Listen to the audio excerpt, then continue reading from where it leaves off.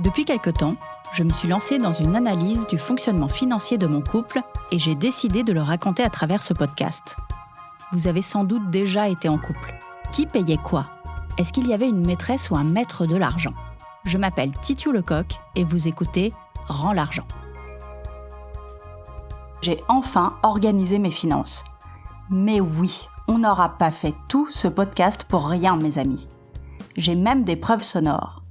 Écoutez bien ce qui va suivre et essayez de deviner avec qui j'avais rendez-vous ce jour-là. Oui, bonjour, j'ai Madame Lecoq, j'ai rendez-vous à 16h. Oui, très bien, ce sera au 2e étage. Merci. Vous entendez la nervosité dans ma voix ? Allez, indice suivant. Bonjour, j'ai rendez-vous à 16h. Vous avez rendez-vous avec Maître Pioche ? Alors je sais jamais, mais sans doute. Monsieur Mouton, c'est pour les ventes, acquisitions, immobilier, et Maître Pioche, c'est pour le droit de la famille, testament. Bah voilà, c'est ça. Je vous invite à me suivre. Je transpire la meuf super mal à l'aise, complètement pas dans son élément et à 2 doigts de la panique totale. Mais avouez, on n'a pas tous les jours rendez-vous chez un notaire. Point positif, j'ai trouvé un notaire vraiment sympa. Il fait même des blagues, mais des blagues de notaire. Alors donc oui, vous êtes mariés. Eh ben non, justement, on n'est rien du tout. C'est D'accord. tout l'objet de mon podcast. Vous vivez dans le péché. Voilà. On vit dans le C'est une péché. blague de notaire classique. Vous souhaitez vous paxer quelque chose ou... Et ben je me dis, on avait fait un premier rendez-vous avec vous. Vous m'aviez dit, oui, non mais il faut un moment, faut se paxer. Et le mieux c'est de se marier. Donc je me pose la question. D'accord. Je me dis, on va au minimum se paxer, mais j'ai l'impression que ça sert à rien, non ? Ah si, ça sert, c'est vraiment utile.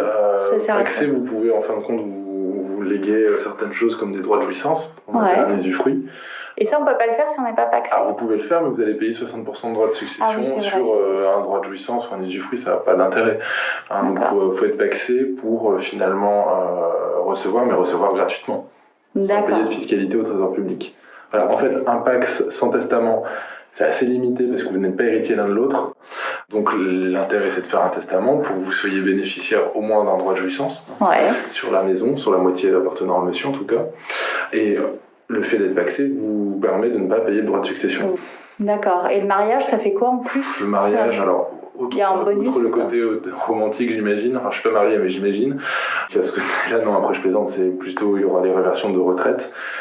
Monsieur mais elles sont plafonnées maintenant. Oui, mais ça reste quand même utile et important d'avoir les réversions de retraite de son conjoint. Donc ça, c'est dans le mariage. Dans le pax, c'est pas prévu. Donc ça, c'est quand même une différence importante. Voilà. Et après, en termes d'actes, on fait des donations entre époux pour les époux mariés, où on prévoit peut-être des choses un peu plus poussées pour les droits du survivant. Mais bon, vous, pour votre configuration familiale, pax et testament, c'est déjà bien. Très bien. Ouais. On rigole, mais figurez-vous que oui, on va vraiment se paxer. C'est même le notaire qui nous l'a annoncé. Je crois qu'il a compris qu'il devait prendre les choses en main, sinon il ne se passerait rien. Parce qu'en vrai, j'ai imprimé un dossier de pax il y a 3 ans. Et je n'en ai rien fait parce que ça m'angoisse. Bon là, c'est la deuxième fois qu'on se voit, mais la prochaine fois, je vous vois pour un pax. Et en gros, je vous vends le package total avec un testament, avec un usufruit au moins sur la maison. La prochaine fois, le pax. Voilà. Cet homme va nous paxer. Bon, sachant qu'en mairie, ça aurait été gratuit, mais qu'en mairie, on ne se serait jamais bougé les fesses pour le faire. Et puis l'avantage du notaire, c'est qu'il nous a un peu expliqué ce que c'était ce papier qu'on allait signer.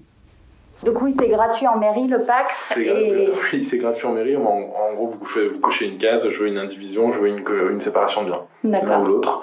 Nous, on vous fait un contrat détaillé, on vous explique les clauses, c'est un peu différent. D'accord. On peut faire un contrat de pax ? Oui, c'est une convention. Le pax, ça ne change pas votre statut, vous restez célibataire, mais vous avez une convention de pax avec quelqu'un. Vous êtes partenaire de pax, mais finalement, vous êtes encore célibataire. Oui, mais on doit faire une déclaration commune pour les impôts. Exactement. Voilà, vous ferez pas la première année, mais la deuxième année, en tout cas, forcément, vous êtes commun, vous avez une déclaration commune. Ah oui, c'était ça qui m'arrêtait, je voulais pas faire de déclaration commune pour les enfants. Alors la première année, vous pourrez vous en exonérer, vous pourrez faire séparément votre déclaration, mais l'année suivante, par contre, vous voyez une communauté de vie dans le pax, comme dans le mariage, donc vous êtes censé déclarer ensemble les impôts. Ouais, moi je milite... Après, il y a plein de couples qui habitent pas forcément ensemble, mais en théorie, vous êtes censé vivre ensemble et déclarer vos impôts ensemble, et il y a une solidarité des deux partenaires de pax. Vis-à-vis du trésor public. Oui, c'est la conjugalité de l'impôt, je suis contre. C'est ça. Bon, on fait une convention détaillée où on choisit le régime, soit l'indivision, soit la séparation de biens. De ce que j'avais compris la dernière fois, vous étiez plus un esprit séparatiste qu'individu. Je vous explique ce que c'est très vrai. Je vous rappelle à nouveau, si vous êtes en indivision, dès que vous achetez quelque chose, c'est présumé individu pendant le Pax. Donc monsieur va acheter sa moto, elle sera indivise entre vous deux. Alors que si vous êtes en séparation de biens, pour simplifier, monsieur va acheter sa moto au boulevard Beaumarchais, ça sera qu'à vous, votre moto. C'est présumé propre à monsieur, personnel à monsieur. Bon, c'est un régime que moi je préfère, la séparation de biens. L'indivision, typiquement pour les gens qui constituent des sociétés, être en taxe d'indivision, vous pouvez embêter avec, pas un conjoint, mais finalement les associés vont se retrouver avec votre femme d'une manière ou d'une autre à un moment, donc c'est pas bien. Donc c'est mieux d'être en séparation de biens, c'est plus clair. D'accord. Avec l'ensemble testament et pax, on est bien. On a même ajouté l'exploitation morale et patrimoniale de mes œuvres dans le testament. Et puis, j'ai éprouvé le besoin de poser une question de personnes qui regardent beaucoup trop de téléfilms américains. Et donc, on ne fait pas les trucs...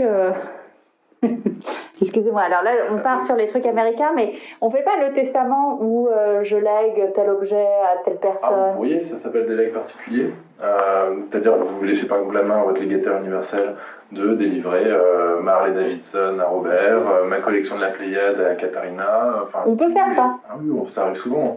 Nous, notaires, on n'aime pas parce que faut qu'on veille à ce qu'il soit bien délivré les legs et du coup il y a beaucoup de paperasse pour des fois, honnêtement, pour pas grand-chose. Pour la collection de potes de camembert. La collection de dents en or de la famille à distribuer à telle personne. C'est pas nous qui distribuons concrètement, mais on doit quand même constater que ça a été fait.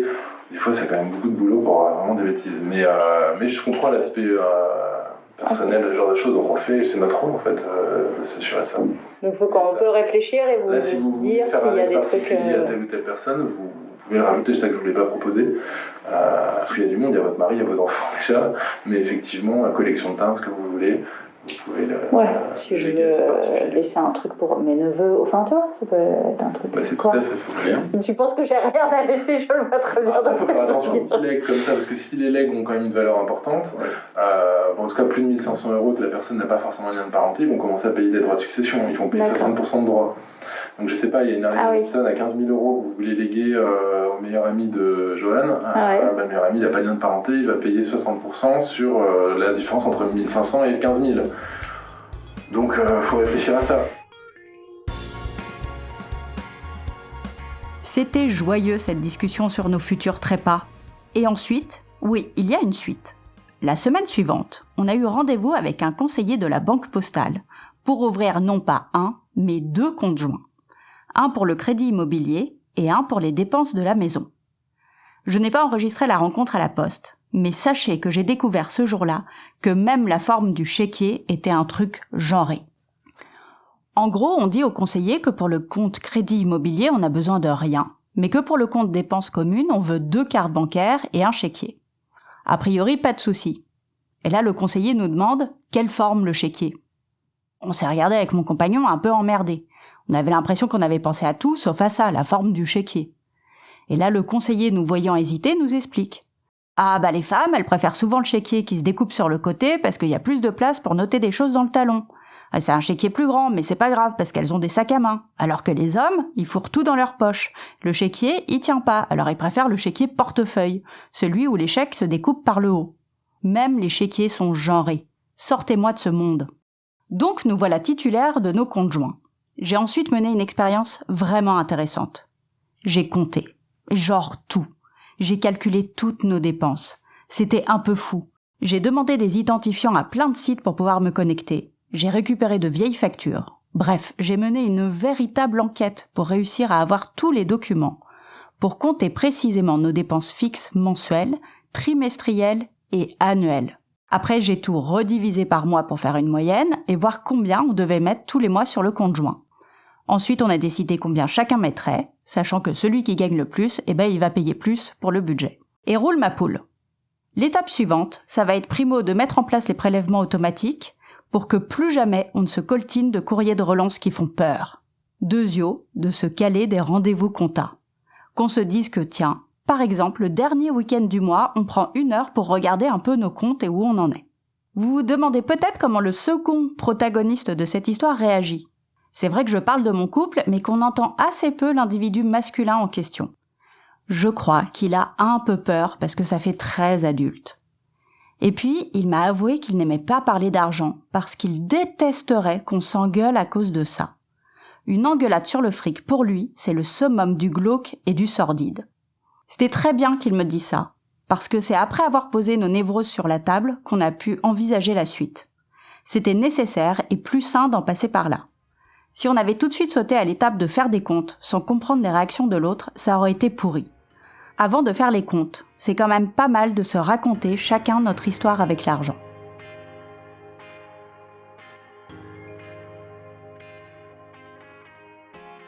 Me voilà donc, l'année de mes 40 ans, à l'orée de l'âge adulte. Un monde nouveau s'ouvre à moi, un monde de transparence, un monde où je reprends le contrôle, un monde où j'arrête de me laisser guider uniquement par mes superstitions. Si je devais faire une fiche récapitulative de ces 8 épisodes, j'insisterais sur les points suivants. Numéro 1. Pendant la cohabitation du couple hétéro, les femmes payent souvent les dépenses courantes comme les courses et les hommes les grosses dépenses. C'est une erreur. Le plus petit revenu a intérêt à épargner, à se faire du patrimoine et donc à participer au remboursement des grosses dépenses comme la maison ou la voiture. Même si vous ne pouvez pas tout payer, mettez votre argent en priorité là-dedans. Et le plus gros revenu peut participer davantage aux dépenses type courses et factures. Numéro 2. Si vous faites une déclaration d'impôt commune, allez sur le site des impôts vérifier que vous avez bien demandé le taux individualisé. Numéro 3, on ne dit plus pension alimentaire, mais contribution alimentaire. Et on lutte contre les préjugés sur les séparations en rappelant quelques faits. Les contributions alimentaires en France ces dernières années ont tendance à diminuer. Et ce sont majoritairement les hommes qui conservent le domicile conjugal et les femmes qui doivent déménager. Numéro 4, osez parler d'argent. On a construit la féminité sur l'idée de don ou de dû, mais ce n'est qu'une construction. Défendre vos intérêts ne fait pas de vous de mauvaises personnes ou de méchantes femmes. C'est même une sorte d'hommage ou de fémage envers les femmes qui, avant nous, se sont battues pour avoir des droits financiers. Et nous voilà à la fin de ce podcast.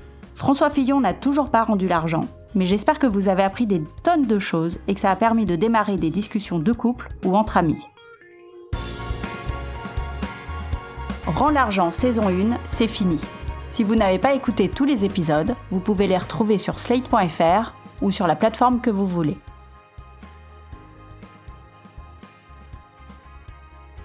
Rends l'argent, un podcast de Titiou Lecoq, produit et réalisé par slate.fr, sous la direction de Christophe Caron et Benjamin Ours, avec Aurélie Rodriguez.